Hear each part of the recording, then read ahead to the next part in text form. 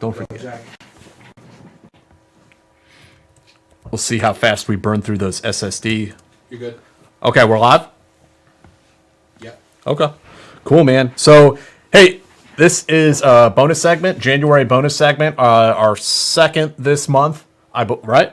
Yeah, it's our second. Yeah. And our guest today is Phill Briggs. Phill is a colleague of mine. We work at Connecting Vets together. He also produces podcasts, radio, all sorts of stuff. He does Eye on Vets for CBS. What else do you do, Phill? Pretty much anything my wife tells me. I try to obey those commandments. I try to like be the boss of my kids. That rarely works. Nobody gives a shit what I say in this house. I've voiced commercials for Nissan, for Honda, for a variety of products you've probably heard or used. Cool, man. So you're also a Navy veteran, right? Indeed. Before I got good at radio, I was in the Navy in the 90s, as I like to say, Bill Clinton's Navy. It's usually followed by some sort of joke about my sexual orientation. Yeah, I mean, the joke is that it's not gay if you're underway. Is that factually accurate? I'm gonna say no on that one. That is all right. Keep your secrets, Phill. Keep your secrets. That is not it. It's okay. We're an LGBT friendly show. It's okay. Everyone here loves and respects you, Phill, just the way you are. I'm sure. Yeah, Except for you, the only guy I know. I was in the Navy in the 90s too, so I'm right there with you. We're spilling the tea now. It's all coming out. It's all coming out. Well schooled in the line of cop. I always say, sorry, man. I always say I would have been a much better military man if there was a war going on. I mean, half the thing I had to fight in the 90s was freaking boredom. Yeah. And bullshit. It's like I was doing all these GQ training drills, general quarters, and the ship is tied to the pier. Yeah. In the shipyards in Newport News. Yeah, but come on, guys. Couldn't you make it more real? What did you do in the Navy? I mean, what was your job? Yeah, man. You want to just dive into it a little bit? Yeah, man. Me? Yes. Okay, man. All right. Well, long time ago. 50 years, as a matter of fact. I was born. Wow. Yeah, I'm old. But high school, just uninspired jock. But liked to party on the weekends, played some football, and then got out and wasn't going to go Division I or do anything like that. I wasn't even guaranteed to even get into college with some of the performance marks I had in high school. So a little bit of junior college and a little bit of Arizona State. Discovered college radio while at Arizona State and just fell in love with it. Actually did high school radio a little bit with my buddy and used to read the morning announcements back in junior high, but actually learned at ASU that it's a job. They left out the fact that it's a horrible paying job and you'll probably get fired at least 7 times in your career. But, they said you can do this and get a paycheck. And I was like, well, mom and dad will like that. So left that, got my radio start in South Dakota, of all places. Which is weird because I'm from Bethesda, Maryland, right outside D.C. My dad was a Fed, worked for Department of Interior. My mom was a nurse. Grew up right outside the border, right out, just up Wisconsin Avenue, from the D.C. line. And grew up in a really kind of a bougie, nice suburb, Bethesda. Anybody who's been to Walter Reed, you guys kind of know what surrounds that, right? Yeah. I mean, that's some good real estate. But yeah, my parents had just retired. My dad had just retired and bought land and a house in South Dakota. So I leave Arizona State and get my first radio job in Rapid City, South Dakota, because I knew they were moving there. They didn't tell me that they'd actually gotten rid of the house in Maryland. I had no home to go back to Maryland to. So if I was going to get out of school and just do nothing with my life, I should come live with them because, it's that or be homeless because they're not paying me anymore for anything. So I got my radio start in South Dakota, of all places. Middle of the night, too. Playing Madonna and Janet Jackson and the 90s pop hits overnights, midnight to 6. Nice. I mean, Phill, can you do the DJ voice like, this is Phill Briggs coming at you? Yeah, You know what though? Because I was like 20 years old, 21 years old, it was a little higher pitched. It was more like, hey, Rapid City, it's Kid Phoenix on Hit 100 coming at you with some Madonna. We have a new intro. Yeah, exactly. So it was so bad. The only thing good about South Dakota radio was I met probably one of the most influential guys in my life, who's to this day an iconic broadcaster in Philadelphia at WMMR. But I was working the overnights and working the night shift with another dude my age named Paul Jackson. And we'd smoke cigarettes in the stairwell and we'd smoke weed after the show and, we'd party and it was great. And he had that voice. He had that movie trailer voice like back in the 90s when like every young kid wanted it. And Paul was just like, yeah, hey. Cat Country 105.9. And it just was so resonant. You're like, oh my God, you're going to get a job doing this. Out of all of us, you're going to be the one with the job. And it's true. He's the guy that always kept the damn job, even though we all got fired all the time. But because I was in South Dakota for my rookie season, I didn't have any experience. I screwed up a couple things. I think I forgot to power down the radio station and it was interfering with plane traffic. I mean, it's a small mistake. So they fired me and I had nowhere to go. And my brother had been in the Navy. He was working for the company in Langley at the time, but he was just, he'd been out of the Navy for a few years. And he's like, Phil, man, why don't you just, you should go military. And he didn't even tell me what branch, but, I just kind of wanted to follow in his footsteps. I talked to the recruiter. I think I only talked to a Navy recruiter. I asked about broadcasting because, he knew I'd done a radio show in Rapid City, South Dakota. And I was like, can I do that in the military? Is there a billet for that? And sure enough, there was. Wow. So I got to sign on my contract and I was going to go to DINFOS and be a DINFOS trained killer. So I get out of boot camp with the full promise that they made. And that's kind of rare, as I learned once I got out of boot camp that those guys got totally lied to. Yeah, for sure. And man, so broadcasting, I did that for USS John C. Stennis. They sent me to the fleet because I was 21 years old. I guess they sent the young ones off to the broadcast debts first, but they figured they had this new commissioning unit for this brand new aircraft carrier, CVN 74. Stood that thing up. Did no radio broadcasting at all. I mean, that's when I realized I'd kind of been hoodwinked. They gave me all the training that I'd wanted. I was the most qualified guy to go to an Armed Forces Broadcasting Center because I already had professional experience for, a couple years. They sent me to a ship. So what do you do as a broadcaster on a ship? You make morning announcements? I mean, is it being like general quarters? It's time now for Captain's Bingo. All right, everybody get your play cards out now. We're going to play Bingo with the CO, Captain Klosterman. It was a lot of stuff like that. It actually had me diversify, learn how to take some pictures, learn how to become a photojournalist, learn how to work up and around the flight deck, learn how to document the, thousands of different jobs that exist on a carrier. And it really was pretty damn fascinating. I mean, I learned about the fuel transfer systems. I learned about the reactor systems. I learned the O2 N2 guys that work in that shop with liquid oxygen and liquid nitrogen. The yellow shirts, the white shirts, the red shirts, the ordnance guys. I mean, there's just so many different cool stories. It really, it made the time pass underway very easily because you're putting out a daily ship's paper and every day you got to walk around and get to know people. And by, my second year on that ship, I was E4 Mafia all the way. I could get you, espresso in the middle of the night. I could get you food from the chief's mess. I could get you a human toe if you wanted some rum. Fuck it. I was your man. Nice. So you were like, what do they call in World War II? They call them the jam thieves. Yeah, or like a radar or something. Yeah, radar. I was thinking about radar, but yeah. That's pretty amazing, though. But I mean, that's really what it is, especially on a ship. It's all about having all those connections, Yeah, and it was really nice because as a young guy out that only had a couple years of pro radio experience, like I didn't know what journalism fully was. I didn't know how to do print. I wouldn't have never known layout software. They were just getting, all the cool softwares. I think the digital camera was coming on when I was in because this is mid to late 90s now. So, we're talking about like cell phones with cameras were just coming out.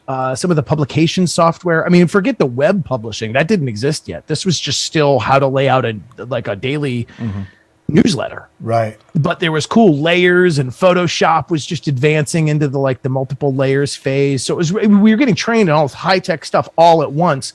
And then there's a lot of us, or a bunch of us in the enlisted ranks, that are also experimenting with online and what this AOL thing was. Right. And what chat rooms were. And by the end of the night, there's always like 4 or 5 dudes around my computer in the TV studio. And we're just looking to see if we can find boobs. Yeah. We can get some chick to show us boobs somewhere in the world on AOL, whatever that is.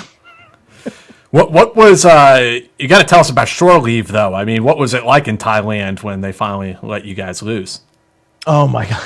So, okay, here's another reason I got kind of shorted, right? I went Atlantic Fleet, like nothing less sexy than like pre-commissioning unit, brand new aircraft carrier, Newport News, Virginia.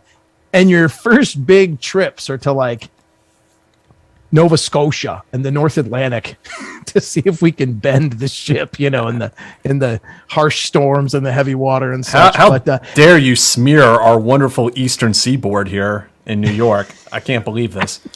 Just sucked, dude. It was horrible. So I'm dreaming of all these exotic locations. We finally get to do some workups down in like the Caribbean operating area, and that was really fun. Got to observe how they do some of the bombing practices on what's Vieques Island now. Back then, it was just an ordnance thing. We just blew it up, and I think some of the spec ops guys did some of the land stuff they do. Beach landings and stuff like that. But when we finally did get into port, to answer your question, I remember going to St. Martin. It was one of the first big ports we had. And this was after builder's trials. So we'd literally been out for, the equivalent of what, like, I think a meaty combat deployment would be. You're out at sea for about 4 months, 3.5 months without, pulling in. Again, I know guys have done way longer than that during the GWAT era, but I mean, up until that, they were 6-month deployments. And if you're out for 3 straight months at sea, that's a pretty heavy amount. So we pulled in, and, of course, my first assignment is like, to go there and cover things about what it's like to be on Liberty and USS John C. Stennis, first Caribbean port call. And we immediately go to Orient Beach. And I remember going with a buddy of mine, and I guess all we wanted to do was go to Orient Beach, see naked chicks, get really drunk, and then repeat that cycle for about 3 days. We get to Orient Beach, we see naked people, and I don't know. I mean, the first people we see naked look like you two clowns. Like nothing I wanted to see naked at all. It's like a David Beckham underwear ad. Yeah, exactly. But I don't know. I can say anything here, and that I can't be anything. Okay. Yeah, please just don't say that COVID is a hoax, or announce your affiliation with a Nazi party or anything. That might get us kicked off of YouTube. But otherwise, yeah, go for it. I mean, there's no statute of limitations. That's what I'm saying. Like, I can't be found criminally liable for anything I'm about to say, right? No, you're solid. All right. So we get to Orient Beach. We take the pictures. I cover a couple stories. I crank them out. It's fun. I think there was a boys like a small private school, or like a girls' school, or like a orphanage or something that they painted. You do the typical things like that, right? Right. And then evening comes, and because we had the internet, and it was still this kind of new thing, we were able to secure a vacation, like a condo in this gated community. And we all pitched in on it. I threw it in my credit card, and I went and collected, $50 from all the other yahoos that were going to stay with me. And so we go there, and I remember checking in, and I see the painter guy. He's got this he's got his painting outfit on, and walking around with a ladder. He's like, "Hey, how you doing, man?" And I was like, "Right on, man." I was like, "My buddies and I, we'd like to party. So, can you help us party?" And he's like, "Oh yeah." He's like, "I mean, how much you want to party?" And I was like, "Oh, I want to party. I want to party a lot." And I'm like, "How about you just go get me the best thing you can with this?" And we hand him $100. And that guy came back with like a baseball sized piece of cocaine. Like, holy, I'm like, and I know about blow because I mean I've been doing radio before the Navy, so I was like, well, that's not an 8-ball. I know that much, and I know an 8-ball is about $300. I think this guy just gave me $1,000 worth of cocaine. I don't even know what we're going to do with this much because there's only 3 of us staying here. So, and you knew it was good too because it was pink. It was like the pink flaky. I mean, it wasn't that stepped on Brooklyn baking powder bathtub BS. We've been getting the wrong stuff, Jeff. How come nothing we get is pink? I'm gonna have to start sourcing, find a new Antifa source. We gotta talk to Marco for our cocaine. And talk to the Albanians, maybe. So this just glittered. I mean, in the sunshine, you could just watch it on top of the CD case, just glistening, and you're like, "Wow, this is gonna be good." And it was. And we're marching around like freaking, Pablo Escobar's freaking security detail. We're just hopped up around this hotel room, right? So we started hanging out with a couple of the gals, and then a few of my buddies came up from Fleet Landing with a few more gals. Oh, mind you, my ship was the first one that was co-ed. So there's half a dozen pregnancies, anybody to come. Yeah, exactly. No, at least that. I mean, one every week, I'm sure. But no, there was enough that we probably had half a dozen or 8 or 10 gals come up and join us. So I've got one unit. My other buddy's got another condo right next to ours, and we're all kind of staying there. And of course, everybody's getting banged up. And by like midnight, no one's ready to sleep. We're still marching around like freaking Pablo Escobar party. And everyone's getting crazy and the clothes are coming off and we're in the pool and we're out of the pool. And I go into my room for a second to probably do more drugs. And I look up and the girl that I was kind of hooking up with on the ship was there. And my roommate, my buddy, was there. And they were just full on like no clothes, nothing. And I look and I go, Mike, what gives? And he looks up and then she looks up and then from under the covers, somebody else pops up. It's her friend. And I'm like, what's going on? And Mike's like, come on in. The water's fine. And so holy shit. The next thing you know, like heads on a swivel, arms are flying, legs are flying, motor boating. I mean, it's just, yeah, it. And so that went on for a little while. And then, Christ, man, the sun came up. We're all just still so amped. So we go on some like, I don't know, beach tour or something, some like boat tour. And they were going to take us out and find, I don't know, like really rare seashells and go spot dolphins and stuff. And we're all so amped. And we get about, I don't know, a quarter mile or so off the beach. And we're like, this tour is not really for us. Yeah. Jumped off. And the guy's like, no, man, you cannot do it. Where are you going? And we all start swimming to shore. We're like, let's go back to the room. Like total Wolf of Wall Street, like more lewds. Phill, it's funny because one thing that other branches don't get is how hard the Navy parties. Because I was on a co-ed ship too, and there is no comparing the Navy to any other branch when it comes to that. And I don't know if it comes from you're overseas so much, or you're all cooped up together so much, or whatever it is, but like running around naked when you're off duty is just like part and parcel of the Navy.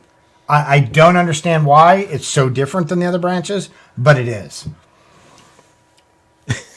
It's so true. The amount of times I like would come home from work just because, again, we were in the yards or we were stationed in Norfolk for the majority of the time I was on the ship. I'd come back to our apartment because a couple buddies of mine and I had an apartment off base. And sidebar story to that, the reason I had the apartment off base is because I was married out of A school. And my first 3-month trip on the ship, I came back and my wife had left and she'd become a stripper. A story as old as time. Yep. Well, yeah, I say Jack's heard that in the office before, but yeah, that's like except for in the Army, you marry her when she is a stripper. I think that's the difference. Yeah. In the Navy, they become strippers when you're gone. In the Army, you marry them while they're a stripper. The day before deployment. Yeah. and give her power of attorney. Oh yeah, so she has control of all your finances. Yeah, Totally. yeah. Oh, it sucks. Yeah, so I'd had that apartment, and to your point, yeah, man, I'd come home, and my there's one's drunk and one's naked like all the time. It does sound kind of homoerotic when you put it that way. Like it does sound like the Navy guys when we're not working, we're just friggin' drunk, naked, towel snapping each other. Which is kind of true. I mean, it kind of is. I don't know. But I always dovetail that like crazy story from the Caribbean with like years later, I was out of the Navy and I was dating this gal and I was up in New England and we're trading stories about sexual prowess, sexual dominance. And the guys are all like talking about the greatest night and the greatest exploits. And they're from Boston and they all got this like wicked hard sense of humor and they're wicked mean and they're from Pissa and they're yelling at each other and climbing on each other. And, they all trade stories. And I'm like, you guys, that's nothing, man. You haven't had sex till you've had Navy sex. And I begin to tell the story about the four-way in St. Martin. And then all of a sudden, I can't even get a word in. He's like, he said Navy sex. Is that like prison sex? Does that mean like, are you a seaman? And all the jokes. Right. So I learned never to start a story with Navy sex as the topic. That's awesome. The things we do for our country. And how did you not get kicked out? Oh, geez. I mean, grace of God. Yeah. I don't know. I mean, it's not like I didn't go to Captain's Mast. I did that plenty of times. Right. Went to Captain's Mast once because I lost a camera. I was doing a story outside Cocoa Beach. We were at Jupiter Island, Florida. I don't know if you guys ever get down that way to Florida, but some nice waves out there at Sebastian Inlet right by Cocoa Beach. And so we were pulled into Port Everglades one time just outside Miami and another place where all that kind of stuff happened in Miami as well. But we went north because we didn't like those shenanigans anymore. I was an E4 now. I was a better sailor. So we went up north and I'm literally covering the story on my buddies who were surfing, like Chief, Rodney Whedon, a couple other guys I knew, just really, really good surfers. And so they're all dropping in and the waves start picking up and the tide starts going out a little bit. And it took us right over this kind of reef area. And I'm getting a guy right coming down the face right at me. And I got my camera up and I'm getting ready to, get some really good shots. And then I duck into the wave and it just washing machines me, just throws me down. And the strap of the camera gets hooked on the coral underneath. And it's one on my wrist, one on the coral. And I'm trying to get up and I'm running out of air. So I just let it go. Yeah. Come up, surface, thinking I can dive right back down and get it. And anything about the ocean, there's no way you're going right back to the spot you just came up from. Yeah. I can't find this thing to save my life. So I went to Captain's Mast for, they told me to mast for that, for like ruining government equipment or like, losing a government asset or a critical government asset or something. So my lieutenant at the time was really cool. He tells the captain, he's like, "Sir, if I may, now, when a pilot loses a plane, does he pay for that?" Captain Klosterman is just like, "Walt, that's enough. Enough out of you." Briggs, restriction, 2 weeks, extra duty. Done. Next. That's so crazy. That's so crazy because it's not like you were out like lollygagging or doing something, that you just lost it while you're partying. Like you lost it on the job. Yeah. Literally trying to do a kick-ass story. Like right. It was, What's up, Phill? I mean, whatever. Like, if you got in trouble for that, maybe you shouldn't have been in trouble for, but, you did like a dozen other things you should have been in trouble for, so, Oh, dude, totally. Little smuggling operation we had. We went back for the 25th anniversary of like the plank owners. We all returned a couple winters ago, and it was commissioned in January. So it was like 2 years ago this last winter. And we go there and I meet up with my LT, my Lieutenant Commander Reed, and my chief and my first class. And, a couple of the other guys from our shop were there. And man, we hadn't been in the same room in a long time. So it was just great. Walk the walk the passageways and look at the knee knockers where we used to go and the ladders we used to climb, and how different the ship looked from where they'd laid it out to where our old office was to where the new journalists and all the ship's communications come from. Just really cool. But we get to the old space, the old television studio space, which, believe it or not, a carrier has a television studio. I don't know if you guys knew that, but it's got a very large room where they conduct, the messages, and that's where the captain, no shit, plays bingo. But the captain will also give his formal announcements, and they'll do briefings and things in this large room that has TV cameras all around it. There's a couple spots up in the ceiling, and I kept popping things out and feeling up along the ventilation and up along the chill water valves. And finally, Commander Reed looks at me and he's like, "Phill, man, what the hell are you doing?" And I'm like, "I'm looking to see if I left anything here." He's like, "What do you mean, Briggs?" And I was like, I had this thing so loaded with booze. I was like, every single time we went to port, man, I'd come in and I'd bring my sea bag with me, and I'd have camera gear on top, and underneath I always had booze. So I always could get you like a shot of something, and sometimes I'd sell some booze, sometimes I'd trade. A couple times got pissed drunk up there, and that's when this one gal I referred to in St. Martin, that's when we started to get to be good friends. She'd come on up and be like, "Hey, Phill, do you have any more of that rum?" I'm like, "Yeah, come on in. Let's watch a movie." Nice. Watch a movie is always the throw something in the VCR and lie on the deck, and watch it. I was Netflix and chilling before there was freaking Netflix. Okay, I practically invented that.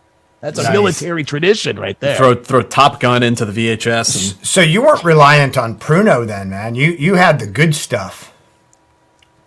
Yeah, no, exactly. I could and I didn't know what to get. I really wasn't a connoisseur. I was getting BS. I was getting lame booze, to be honest. But there was a couple times I get some good. When we went to the Caribbean, I'd look up this brand called Guava Berry, and you could get it St. Thomas, St. Martin, get it in Puerto Rico, all throughout the Caribbean there. And anytime I get my hands on that Guava Berry, that was good, because we used to call that a panty dropper. That was good. So, how many years did you spend in the Navy? 4. Okay. 4. And did my 4. At the end of your 4 years, you were like, "Yeah, this is about enough of this shit." Yeah, because my buddy that I'd worked with in South Dakota had been picked up in New England, and it was working at a radio station called WHJY in Providence, Rhode Island. Noteworthy because it's one of the few stations in America that was rock in the 1960s and is still rock today. So they've interviewed, the Who and the Stones and Hendrix and everybody. So yeah, he was encouraging me to come on up, and it was after the last trip. I'll share with you this one last thing from the Caribbean. My last year in, so we're down in St. Martin again, and we do the thing. We rent this place, and so we're staying in this little community with this pool, and buddies and maybe some hookers. I'm not sure who everybody was, but we stopped at this little dock to get beer. And I remember saying, "Hey man, let's roll in right here and grab some beers," because we didn't get any between Fleet Landing and getting to the place. So we roll up to this dock that's got a little Heineken sign glowing in the side. It's dusk. The sun's kind of going down. It's really pretty. It looks great. We roll out on this dock, and there's literally nothing but a very, very, very nice Sea Ray. Closed bow, must have been 38, 40 some feet long. Maybe even bigger. I don't know, but it was big. It was shiny. It was very nice. And there's a black guy with dreads and a bald guy down at the end of the dock. And there's cases, look like the boxes bananas come in. Those waxy kind of big rectangular cardboard boxes. And so I'm kind of wave at him, and then we duck into the little building right next to the dock that had the sign in it. And inside it's got a couple deep freezes, a couple stand-up cooler refrigerator things, looks like some bait, some shelves with some random stuff on it, and some t-shirts. I mean, as soon as we walked in, we realized this place might not actually be in business. Kind of looks sort of deserted. And then the ring, ring, ring, the bells kind of ring as the door opens and closes behind it, and here comes the bald guy, right? And he's like, "What can I get you?" He's got this like real gruff voice, and I'm not doing the impression right, but he was French. So he had like a very French accent. He's like, well, what could I get you? And I'm like, okay, we'd like a case of beer. And he's like, okay. And he goes into the cooler, and he just starts grabbing mixed match 6-packs and sticking them in this box. Gives it to us, shoves it to us. And he's like, there you go. And we're like, okay. And my friend Mike's like, don't you want us to pay you, man? And he's like, yes. Okay, 20 American. So we hand him a 20, and we get our, beers, and we're walking out, and Mike's like, hey, man, he goes, how much for these mangoes? And he picks up this case of mangoes that was like right next to the door to this little shed, again, off the dock. The black guy happened to be like behind the corner there, and he kind of pops out and he slaps Mike's hand, and he goes, those mangoes not for you. And so we're walking away, right? And I can see them now running these last couple boxes out towards the end of the dock, and I guess they were loading them onto this very nice, very fast boat. Can only imagine these mangoes had to be somewhere with some real urgency. Right. They were probably going to spoil. You weren't the only one smuggling stuff somewhere underneath other stuff, apparently. Yeah, totally. They had to drill down. Yeah. So in my mind, I share that only because like I've always wanted to like make this a screenplay or make this a story. And, Jack, you're, accomplished author. You've, done your gray matter splatter and your cool books that are fictional. I've always Some people even read them. Yeah. Yeah. No, it's true. I've always wanted to complete the fictional account of this and make it like a comedy military movie, the likes of which we don't really see that often anymore. Right. But like cast, Paul Rudd as my shipmate buddy, and maybe Seth Rogen as my big, chubby first class. And like, we could all be in this thing together where we end up taking several cases of these mangoes only to find out it is in fact millions of dollars worth of cocaine. And then like the cartel's chasing us around St. Martin, and then the hijinks begin. And then the whole culmination of the story is how we get from this rented condo that, we survive a gunfight and explosions, and how we make it on mopeds being chased by the cartel back to the carrier, back to safety. And then, we end up winning by. And the sequel is that the entire U.S. Navy has now become drug runners with you as the cartel king. Yeah, maybe that could be like my dream in the book. Yeah. I don't know. I've always aspired to be Felipe Escobar, U.S. Navy. You commandeered the aircraft carrier, and now like, the planes are dropping bombs of cocaine as delivery. So yeah, I've always wanted to do that, and in fact, it's funny, Jack, because we've interviewed so many authors. Both of us, all three of us here. We like talk to people with book deals all the time. I've actually pitched a couple publishers on it, and they've all said, "Oh yes, you know what? If you had a treatment on that, or if you get that done, we'll take a look at it." So I don't know. Maybe there's some legs there. Yeah, write a pitch. If only I had time, or my wife could let me tell those stories. So I don't want her to know, actually. But if they're fictionalized accounts, then this didn't happen to me. But in a fictional world, this is what could happen. So you got out of the Navy and went to work in where was it? Up in the Northeast somewhere?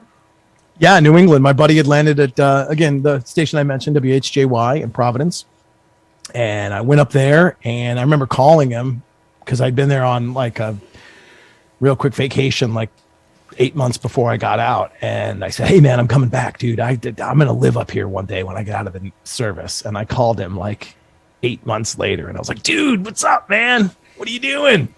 It's like, "What are you doing tonight?" And he's like, "Nothing, man. I'm probably going to go down to, the bar, the pub, whatever." And I was like, "Well, cool, man. Wait for me." "Where are you?" "Well, I'm in Connecticut." "Where are you going?" "Your house, bro. I'm coming over. We're living together." He was like, no. So, and he was living with this hot chick named Melissa at the time, who I used to try to watch in the shower. It didn't really go well. But she moved out quickly after I moved in because the first thing I moved in was like my couch and my love seat, and they were black with leopard print cushions. While Missy was at work one day, Jackson, and I set up my furniture, and she came back to like leopard skin couches and like mirrored room dividers. And she was like, I'm not going to live with you guys. This sucks. That's awesome. So how'd the job go once you got it? I was cool, man. It was like everything you want your first radio job to be. I learned the ropes, man. I learned like what the air talent does. I mean, I'd kind of done that already, but I learned how it works in a major market. Learned production, learned, how the guys were making commercials on video editing software instead of the reel-to-reels, because that had just kind of come out. Oh, this is reel-to-reel. That probably doesn't look right. It was great because you didn't mind being the Huckleberry. At least I didn't, because I'd been in the Navy. I'd been made to do dumb stuff for 3 straight years. I mopped floors that didn't need to be mopped. I did maintenance on fire hoses that were brand freaking new that needed zero. I mean, like, it was like every day they were inventing something kind of useless to keep us busy. Right. There was no war, as I was saying. There was no war going on, so right. It wasn't like flight ops were even real. I mean, they were deadly flight operations, but at the same time, there was no bombs going off. So I get to the station, they ask me to do all this dumb shit, and I'm like, I get concert tickets, I get a bar tab, I get to drive the van, chicks want t-shirts, will show meat so I can. This is great. So yeah, I did that while working at a bar called JG Goff's and met a bunch of cool, fun people. As I'd mentioned earlier, I started dating this gal, worked at Brown University, and tried to impress all of her macho male friends with my Navy sex story, and then only got razzed to the point where I think Chrissy partly broke up with me because she really did believe them over me. She was convinced I was the closet, Seaman. Nothing wrong with that, but I wasn't, and so I don't know. But yeah, so it was just so much fun. It was just everything you'd ever wanted it to be. I ended up being like kind of a stunt guy, producer for my buddy's radio show. They end up going from Providence to Boston. We end up going from interviewing like local people to like David Spade, and like the Mighty Mighty Boss Tones were top of the charts. No Doubt was top of the charts. Ska was huge. The Red Sox were awesome. We're getting into all these clubs for free, interviewing everybody, and then I'm doing the stunts. Like if they wanted to test out a taser, they would tase me, or if they wanted to see how like a shot collar would work, they'd put it on my neck. Or we did jousting with pickup trucks in a parking lot one time with like football pads and like pool cues and like trying to like knock each other off trucks. Yeah, it was not healthy, but it was a hell of a lot of fun. I mean, so you guys, even though like you're interviewing you guys kind of become celebrities, or at least are a byproduct of that lifestyle in your own way, right? Yeah, and I mean, we're all old enough here at the table to remember when the radio was kind of impactful. Right. Most people commuted out of the house. Everybody was in a car a couple times a day. Your local rock station still played rock bands that you wanted to hear. You would still listen through 15, 30 minutes of radio because it seemed as though the combination of music and or the jackassery they were talking about kept your attention, and you wanted that kind of entertainment. And those broadcasters were the only ones duly qualified to give you that content, and they were the only ones actually making it because there wasn't a lot of stuff online. We competed in the same town in Boston that year. Man, mornings were like Rocco and Birdsey, another wild, crazy crew across the dial. Opie and Anthony, you guys might have heard of because they came to New York City. They were our crosstown rivals in the morning, and then Stern. Yeah. And so, you've got these iconic voices on all these stations in the Boston, Rhode Island area. And it was just amazing time, man. There was great interviewing going on. There was so much fun. And then there was just literally the rudeness, like that you could be so absolutely crude. And I love that, coming straight out of the Navy, finding a way to like dial down the profanity so we didn't get FCC violations, but still, accurately depict the fact that there, was a lesbian triad about ready to come to full culmination inside the studio right now, and narrating what that was like, or the puking for distance competition, which didn't even need words. We just would chug eggnog and then see how far it would project. It was just crazy. How did you come up with these ideas? Who came up with them? Because there's a lot of creativity behind some of this stuff, right? You have to keep on coming up with new stunts, basically. Yeah, my buddies, we did it just the same way you would imagine. You sit around and think, what's the craziest shit we could do, man? What's crazy stuff? Like, how do we not get arrested but almost get arrested? And O and A were way ahead of us. Opie and Anthony with the Whip It Out Wednesday was just awesome. We would try to compete with them by thinking of more outlandish ideas. And one was like, we decided they had a bikini contest. So for Mother's Day, we decided to like do a pregnant bikini contest. So we could kind of like one up the other guys because they were doing this really traditional great hotties of the hottest. And they were at the bar down in Narragansett. So we said, screw it. We're going to do our own thing. And so the following year we did the pregnant bikini contest, and it was the same audience came for ours. It's just, hooting and hollering for a different reason. Yeah, those were really the days of like shock jocks and zoo radio and stuff. And it was like kind of the only game in town before the internet really became a thing, right? My buddy did one that was really clever, and I don't know how he didn't get arrested for this. He bought an old junked car, and they read somewhere that like somebody had once discovered their wife or met their wife in the midst of a fender bender. And so in exchanging insurance information, they got each other's number. And then that's how he ended up calling her. And that's how they ended up falling in love and happy, ending. So my buddy Danger Boy did this thing where they got an old junker car, and he would go around town like rear-ending chicks or hitting them like in a parking lot or something and like trying to get their number. And I don't know like how many different people he hit. I mean, he must have tapped a dozen. How many numbers did he get out of that? Oh, every single time he'd get their number. And DB was a good looking dude. And if you're listening, DB, you're still a good looking guy. But yeah, I don't know how many dates he got out of it. I think he got numbers every time, but one was like a couple that got really sideways fast. Like they were super pissed off. Oh yeah, I bet. Was there any of these stunts that really did go south where Opie and Anthony, didn't they really get in trouble when they had a couple like fucking in a church or something like that? St. Patrick's Cathedral in New York. Yeah. Like heralded place. And it turns out that they were trying to do, I don't know if it was Whip It Out Wednesday or if it was like what it was, but it was, they had to do that public act of, public display of affection there. They had to do it in public, and people were rooftops and then bus stops and park benches. And then it got wilder and wilder. And this one couple finally tried to up them all. And they said that they're in St. Patrick's Cathedral. And everyone's like, oh, no, you're not. You freaking lying. You poser. You're not there. What are you doing? And then sure enough, some bishop or somebody was like giving some kind of, special VIP visit to somebody of the cathedral, and he opens the doors and he gets like 2 or 3 rows into the back, and then looks down there, and there they are just going at it like animals. There's another one where I remember it was a weight gain contest, and somebody died because they were overhydrated. They were like chugging water or milk to try to gain like 5 pounds before weigh-in, and I think it was a woman who died. Yeah, there was there's a couple of those. There was the We for We, I think, contest by a radio company that you and I are pretty familiar with, Jack, actually. I think it was back in Entercom days. Yeah, it was San Francisco. And somebody died. Yeah. Overhydrated, exactly as you'd say. Oh, really? And then not relieving themselves, I think was the deal. It was like they had to keep your hand on the Wii, on the whatever to win and I think it was like you had to win. It was like trying to win a car or something. Is radio just a little tamer nowadays, Phil? It just isn't what it used to be back in those days when you could kill people. Yeah, I mean, and especially with respect to how the people in it are. I mean, everyone has.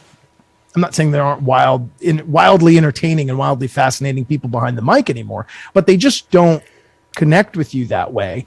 And the stories about the band interviews and the drugs and you're in the green room. I mean, I remember, man, a couple different times when artists would come in and they were just clearly just wasted or high from the night before. Spill the tea. And you just loaded up the loaded up the table, and like somebody knew somebody on the team that had some blow or whatever, and you know, that's what you did.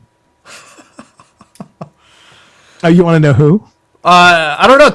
Tell us like some of the wilder stories. I would love to hear some of the. I mean, whether they're named or not, you know, they can still be entertaining. Okay. Let me see who was really, really wasted. The skinnier guy in Tommy Boy, I literally thought was going to have a heart attack in the studio one time. He was so wired. Spade? Oh, sorry. So, so like sweaty. I mean, just schwitzing, and then, you know, stepped out and came back.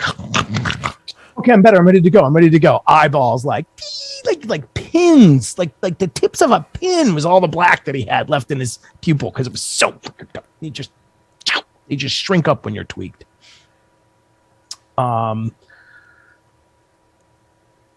say there's a drummer of a band, heavy metal iconic band. Did he have metal's almost in its name. And that guy, again, another one that was just, you know, cutting him out the length of his arm, you know, and then we had to mute the mic because while the other guy was talking, you kept hearing him like. I had to turn his freaking mic off because it was just too loud. We're like, was there anybody that ever surprised you where you were like, oh, no way, and then you like that wasn't the image that you got from them at all, and then, you know, then you found out or that they were? Who was surprising? I don't think I ever got shocked by somebody that was like wildly partying that you didn't think would be a wild partier. I have heard from people that, oh gosh, who is it? Is a rager, and she will still just throw down with you in a minute. 80s pop star. Is it Tiffany? Tiffany. I'm trying to. I think we're alone now. Yeah. I heard from somebody that on that mixtape tour that it's not like she's a raging, like she comes with the party already correct and it's all set up and the bouncers and the bodyguards are laying it down like they did for some of the rock bands we met. But that if given the chance, mommy will throw down with you. And if you give her, you know, if you're drinking a little wine or you're at the meet and greet and you've got a little something to pass around, that she will throw down. And that it was told to me that many times on that tour, in the hotel bars, you know, because she's Tiffany now. So she's not, you don't know who she is looking across the bar. And she closed out many of those things. And I heard from somebody that knew from that record label that they would often have to kind of go find her or like, kind of figure out like what number was on the guest check that where they were last so they can figure out what room to go to because she's, you know, just up there you know, she thought they were alone now, I guess. Right. That could all be total wrong too, Tiffany. If that's not true, I don't know. I just heard that mommy likes to get it going. That's all I heard. Did you have any funny party stories from that time, partying with rock stars, getting into trouble? Yeah. I was gonna say we were well, one kind of sweet, cool story was I wanted to like impress this girl that I'd met at the bar, and I told her it was my birthday and that we're going to go to this concert and, you know, I'll let you meet the band. And she's like, okay, cool. So we went to this concert called Disorientation, and it was WFNX's back to school concert. And in downtown Boston, you've got a lot of schools. You know, you've obviously got Harvard, you got MIT, but you got UMass, you've got you know, the various colleges in and around Boston, Tufts, the like. There's just dozens of them right there, and they all get together for this massive concert for September, which would be orientation season, but it was disorientation. Anyways, No Doubt was headlining, and I was like, okay, well, come on. I was like, we work at the radio station, and she's like, what? I'm like, you do what? Okay, it's great. I thought you worked at the bar, and I was like, no. My other job's at the radio station. Come on, I got a pass. So we go. And we get to the side of the stage and it's like too crowded to go back there where like No Doubt and everything is. And there's like the pit area right next to it where you can step down on these stairs and then you're into this little round area in front of the stage. So you're basically an arm's length away from anybody on stage, right? The pit. Mighty Mighty Boss Tones comes out. And it was really, really freaking cool because my buddy Jackson, my roommate at the time, is up there on stage. And I'm like, dude, what up? I made it. I hadn't seen him before the show. So I'm like, dude, we're here, man. What's up? And he whispers in the guy's ear or something. And then he's like, I understand we have a birthday today. And so this girl can't see. So I put her up on my shoulders. And so I got this like little brunette number up there and she's waving. And then they go, Phill, is that you? And I'm like, what up? Navy sucks. They sing to me and they sing happy birthday. I had the Mighty Mighty Boss Tones do about a 2-minute rendition of happy birthday for me in front of 60, 70,000 people. I mean, it was really cool. Outstanding. But, so did your social credit in her eyes go up at that moment? Oh my gosh. Yeah. I'm pretty sure that was a great night. I remember very little of it. I want to say Denise, but I can't even really remember that much. I think it was. Chances are she's a Patreon subscriber and watching this right now. So I hope Denise is right. I'm sure she is. And she's like, my name is not Denise. Right. Let me see what else. Marilyn Manson almost punched me. That wouldn't have because hurt. he was in. Yeah, he was in, and I forget. Beautiful People, I think, was the single that was out or whatever. And he just wanted to. He didn't want to talk about anything like in the headlines. Like, was he dating Rose McGowan at the time? We couldn't ask him about that. We couldn't ask him about whatever scandal he'd been in the news for whatever, like possession or drugs or like, there was all this list of like anything interesting and current about Marilyn Manson was off the table. And so my buddy's like kind of struggling and just reaching for questions. Who are your influences? How'd you and Twiggy Ramirez meet? Blah, blah, blah, blah, blah. And so finally it just was like, hey man, I was like, is it true you took out a rib so you could S your own D? Yeah. He's like, dude, you're not supposed to. I was like, well, dude, look at you. I was like, you're an odd dude. I'm not going to put it past you. Look at you. You got 2 different colored eyes in, and then he gets up and he's like going to swing, and like I'm like, all right. Did he leave? Go. No, I left. Oh, you left, but he never told you. No, he never denied it. So I don't know. Maybe he did have that rib removed for that purpose. Not quite sure. But another time there was like a kind of a fun one that again, this isn't because the drug ones and everything are all sort of good, but they're not. You're drugs in a concert hall, drugs in a van, drugs in a bus, drugs on the bench, drugs on a table, drugs in a room, drugs in a hall. Sounds like Dr. Seuss. If he had I mean, that's pretty much every one. And the name drop, I can say, Brett Michaels of Poison I've seen, hung out with. I can say that I watched the drummer of Poison walk around and ask a bunch of chicks like standing in line to get into the green room area. He would just walk around and apparently he's pretty well enhanced. And so he'd just whip it out sometimes and be like, hey, want to blow a rock star? Want to blow a rock star? Want to blow a rock star? And he would just go down the line until somebody said yes. And then he Tommy Lee, I've never actually talked to or been close to, so I know, but I would assume exact same thing with his MO. We were with Vince Neil one time when he forgot the lyrics to Too Fast for Love, and I was just watching him stumble around stage, just not know his own song. And then he did Kickstart My Heart, and it was like, in the middle where it gets all like kind of slow, dun, dun, dun, dun, dun, dun, dun, dun, dun, dun, dun, dun, and then it kicks in and it gets really big. Well, during that little middle section, it's like supposed to be, when I was young, I did it. Well, Vince was so drunk, he was like,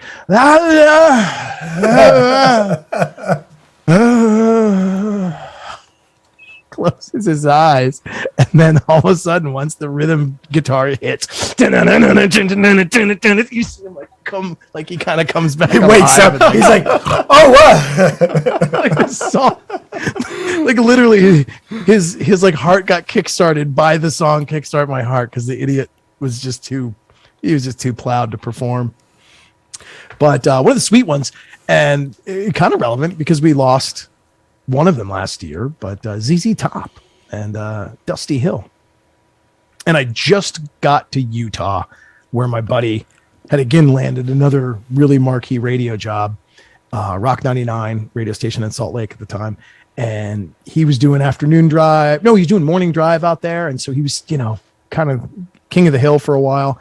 And I go out, I work with him, I produce the show. ZZ Top was in town and I wanted to get an interview. And I was like, no one from the station was going. And I was like, oh, it's kind of weird. Like it's 2006 or something like that. I mean, it's not like ZZ Top's that irrelevant. It's just Right. the time, mid 2000s, nobody wanted to go. Right. So I'm like, well, I'll go cover it. So I get down there early and it's probably 3:00 and I'm like, I'm still out of the Navy, right? So I'm like relatively new out of the Navy. So I'm still thinking like, well, I'll get there for sound check and then I'll just be there and I'll be squared away. I'll have the audio and then I'll have it all done by 7:00 and then I can see the show and I can still send in the audio and job well done. Well, no one's there. Like no one's even close to there. I don't even see a semi truck. Like, I mean, the roadies are all setting up the amps, but like there's no van. There's no, so I'm wandering around USANA Amphitheater for like an hour and a half. Like, and so I'm sitting down on this like bench near these like, this concrete building that's behind the stage. And there's a bunch of doors. And inside this concrete building is like where the green room is. And it's where the kitchen is. And it's where all the bands can like rehearsal space. But it's the VIP behind the stage loading dock access building. And I'm just sitting there and I'm like, and Go ahead. You cut out for like half a second. oh, speaker's been changed too. You're good, Phil. We can hear you. Okay, cool. Because I would say your like audio just changed. Because you're getting all animated and hitting the soundboard there in front of you. All right, how about now? Yeah, good. Yeah, you sound fine. Okay. Yeah, so I'm sitting there and I'm like, man, who, how am I going to get this job done, man? I'm like, no one will talk to me. And I don't even know where to go. And this door kind of opens and I see his head peek out and he goes, hey, bro, can I help you? And I look up and it's Billy Gibbons.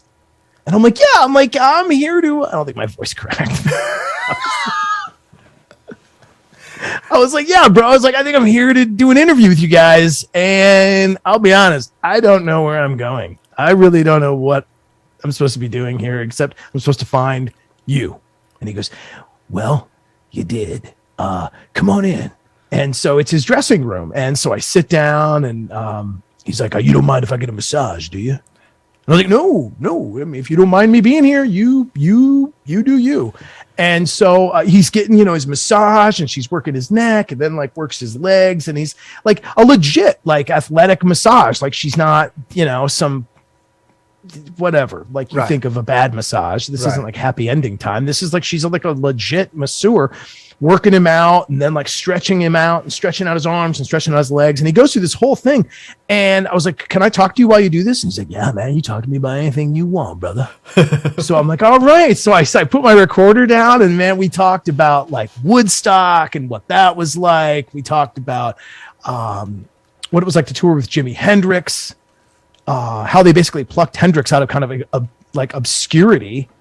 And then literally were like afraid when they heard him play and open for him a couple times because they're like, this guy is going to change everything about guitar. There was no way that we should be having this guy on our bill because he's better than us.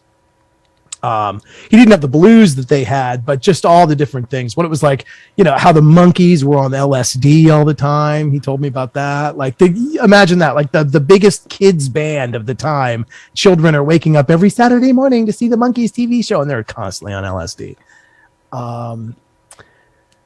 So we get to, I asked him about the ZZ Top, like the name, like where it comes from. Is it really like a reference to the devil, or does like the two last letters of the alphabet mean something, or whatever? And it's just simple. Like the Double Z Ranch was Dusty Hill's dad's ranch, and they used to smoke weed out of top rolling papers, so they were ZZ Top.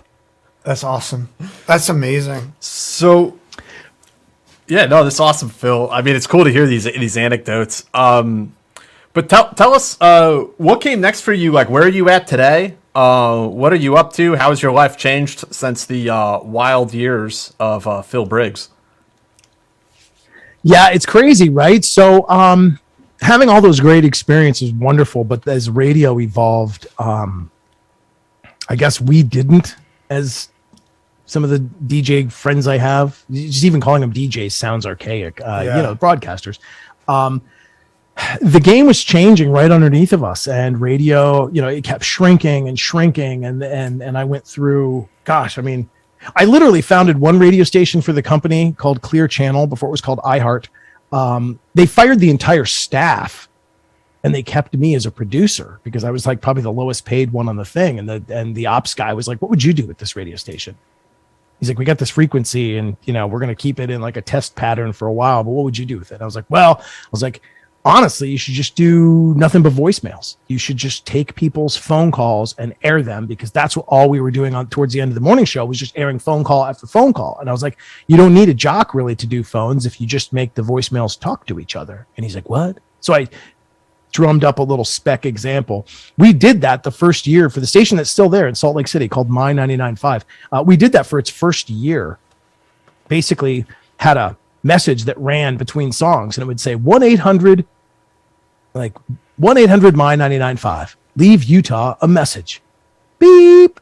And we would just montage these sound bites of people's voicemails. And I would have one talk to another. Like a girl would say her husband was on, like, it was a bodybuilder, and he refused to carry the case of the beer to the car because he might pull out a trap, and he had a show the next day. And then I'd have like 5 guys like, you tell that guy he needs to dump you. I will take you out. I'll treat you like a princess. I mean, we wove it all together out of nothingness. It was all fake at first. And then the voicemail started coming in, and we found a stolen car. We found a kid that had been lost. It was like all these great things we did.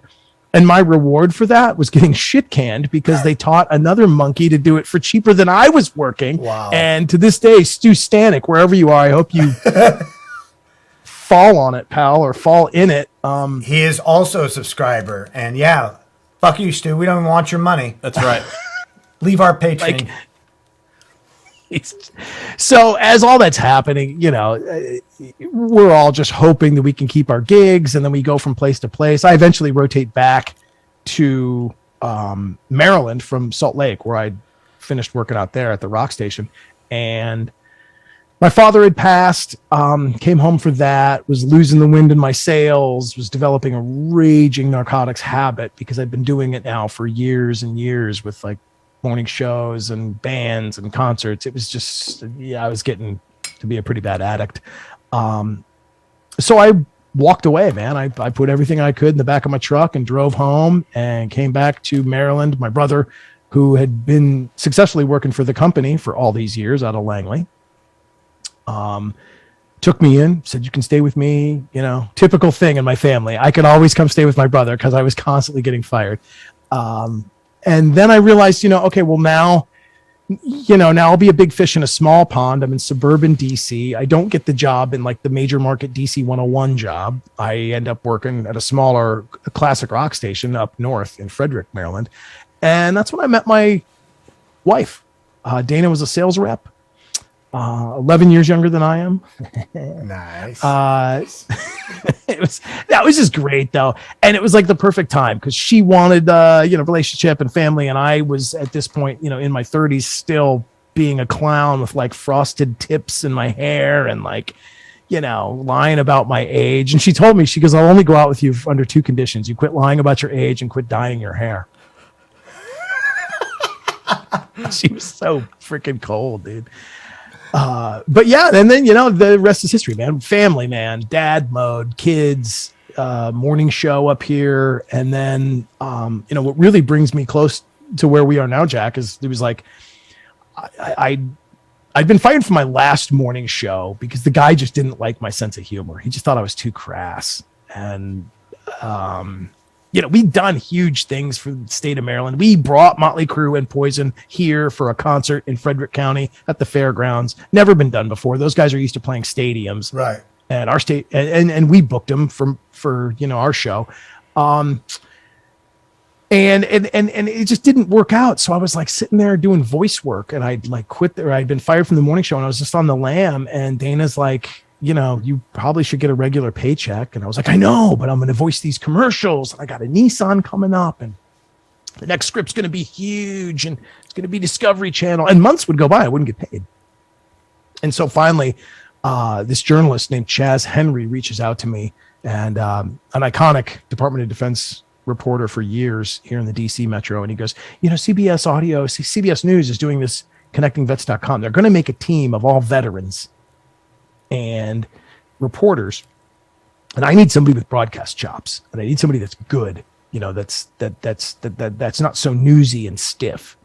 And I was like, Chaz, have you heard my show? I'm still doing Dial-A-Date, bro. There's no way you want me talking about Pentagon crap.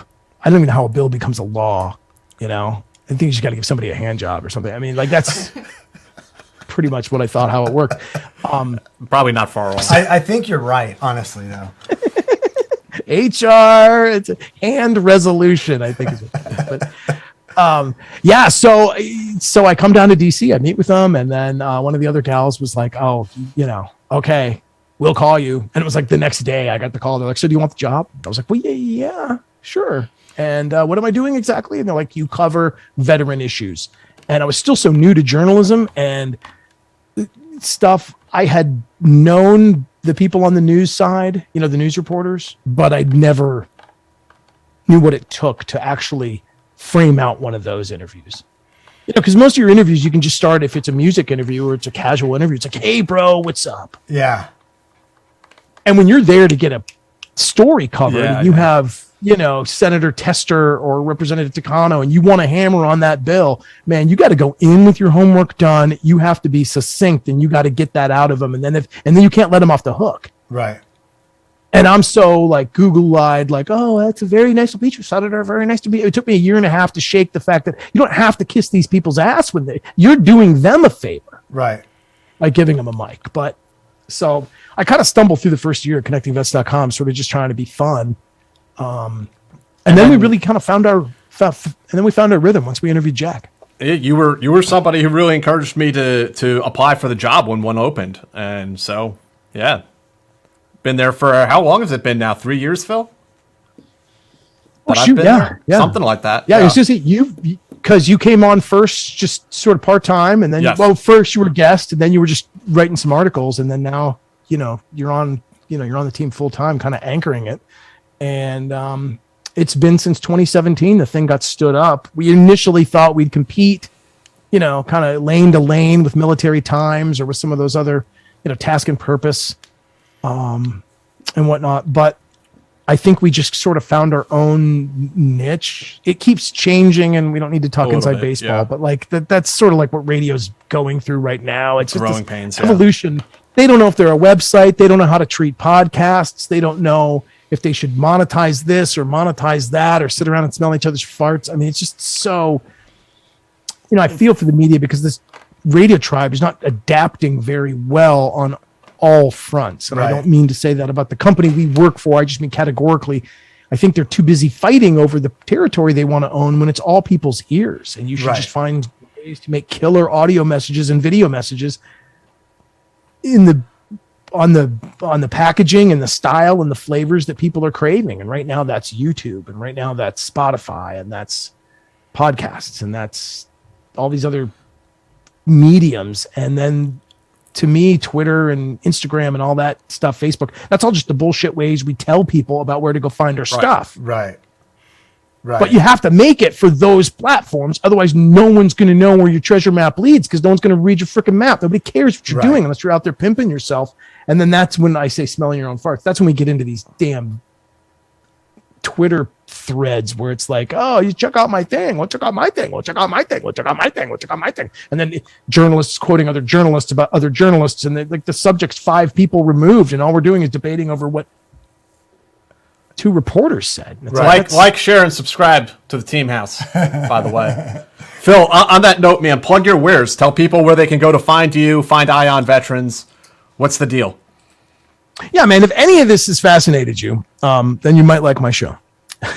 if you are interested in the Veteran Cannabis Connection, if you are interested in alternative modalities for mental health, if you are interested in where the hell we are with toxic exposure legislation, if you want to hear some Congress people get their balls busted, if you want to hear really great interviews about vets doing incredible work, whether it's starting their own business or whether it's running for office, whether it's writing a book, whether it's the musings of Jack Murphy on the vet bro state of America. You can find it all on CBS Eye on Veterans. Weekly, it's heard on 150 some radio stations around the country, on radio, a dial you can find on your dashboard usually, and it's in your truck or in your car. You can also find it drop every Friday everywhere you get podcasts. Again, just search for the title CBS Eye on Veterans. And recent guests include Chap from Zero Blog 30. Thank you very much for hooking that up, Jack. That was a cool guy. Killer story. He's a fun guest, man. Yeah, in fact, I listened to Team House before I did my interview with him, which is how I got onto a really cool thing we carved into about his preacher days. But I wouldn't have known that he was studying seminary unless I listened to the Team House podcast. But he was on CBS Eye on Veterans a few weeks ago.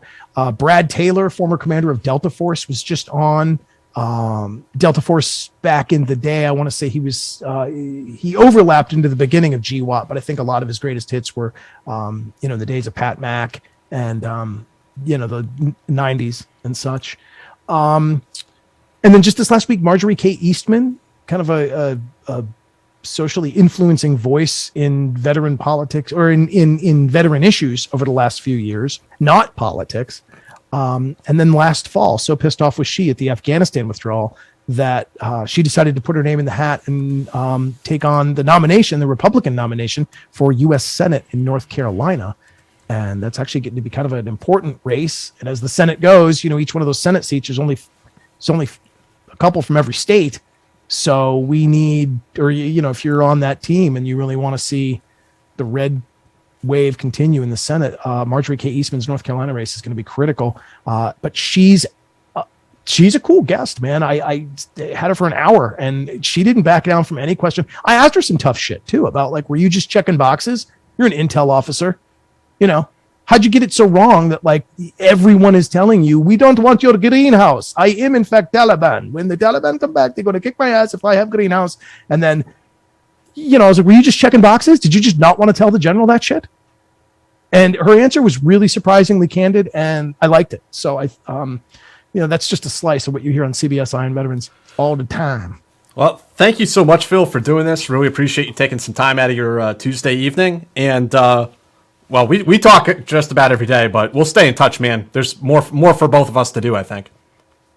Yeah, man. And thank you guys for doing what you're doing, keeping this veteran content out there, keeping shows that are by veterans, for veterans, whether or not your subject of your show is history or a book or whatever.